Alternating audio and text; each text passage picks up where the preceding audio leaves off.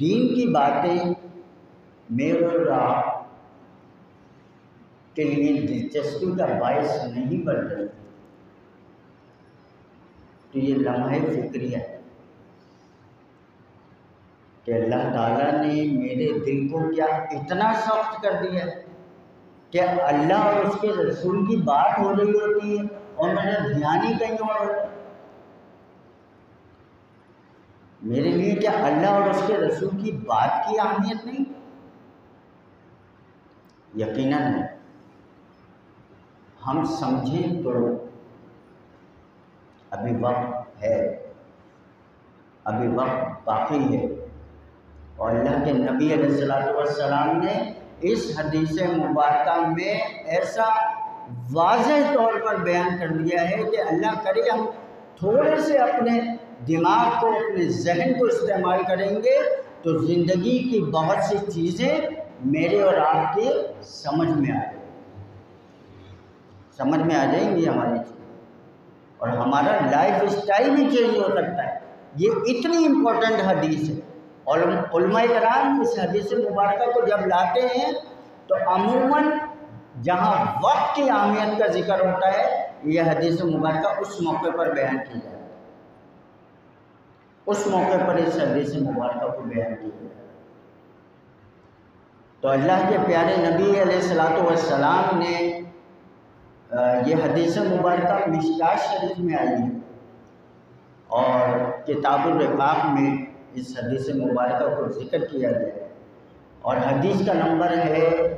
5174 5174۔ یہ اس حدیث مبارکہ کا نمبر ہے۔ اپنے اندر بھی کچھ ایسا جذبہ پیدا کیجیے کہ جب کہیں پر بھی جائیں اور کسی بھی عالم دین کو سنیں، یا ہم تو طالب علم ہیں، عالم دین کی بات کر رہا ہوں، کہ کسی بھی جگہ آپ کو کوئی دینی ریفرنس ملے اس کو چیک کریں، اس کو چیک کریے، اور اس چیک کرنے کے لیے اب کچھ مشکل نہیں، ایسے ذرائع موجود ہیں۔ آپ اگر نہیں بھی جانتے چلانا تو موبائل کو کہ اس سے آپ چیک کر لیں، تو آپ کسی عالم دین کے پاس چلے جائیے اور اس پہ ریفرنس کو چیک کروائیں۔ اس سے آپ کو یہ آسانی ہو جائے گی کہ آج اس دور میں جس طرح لوگ کہتے ہیں کہ یار ہم فلاں مسجد میں جاتے ہیں تو وہاں یہ بات ہو رہی ہوتی ہے، فلاں میں جاتے ہیں تو یہ بات ہو رہی ہوتی ہے، تو بھائی قرآن اور حدیث میں جو بات ہو رہی ہے اس بات کو سمجھ لو، اس بات کو سمجھ لو، کیونکہ میری اور آپ کی بات کی کوئی اہمیت نہیں ہے، اصل ہے اللہ اور اس کے رسول کی بات کی اہمیت۔ تو یہ حدیث مبارکہ اللہ کے نبی علیہ السلام نے، آپ نے فرمایا اغتنم خمسا قبل خمسن، 5 چیزوں سے پہلے غنیمت جان، 5 چیزوں سے پہلے غنیمت جان۔ جب اللہ کے نبی علیہ السلام کا یہ جملہ آیا تو اب یہ بات سمجھ میں آ گئی کہ آگے اب 5 چیزوں کو بیان کیا جائے گا، 5 مختلف چیزوں کو بیان کیا جائے گا، اور میں نے اور آپ نے ایک ایک کر کے اس کے خلاصہ کو ذہن میں رکھا، اس کا خلاصہ میرے اور آپ کے ذہن میں بیٹھ جائے، تاکہ آگے ہم عملی زندگی میں اس حدیث مبارکہ کے مطابق امپلیمنٹ کر سکیں، اس پر عمل کر سکیں،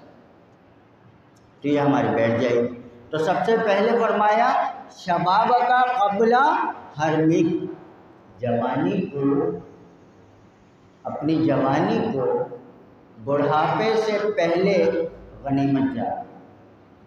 اپنی جوانی کو بڑھاپے سے پہلے غنیمت جان۔ اب جو جوان ہیں، ابھی بڑھاپا نہیں آیا ہے، ابھی جسم میں توانائی ہے، انرجی ہے، سوچ تیزی سے کام کرتی ہے، ذہن بھولتا نہیں ہے،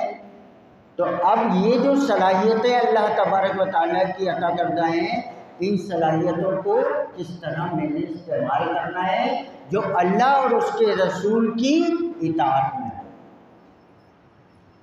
ایک بات اور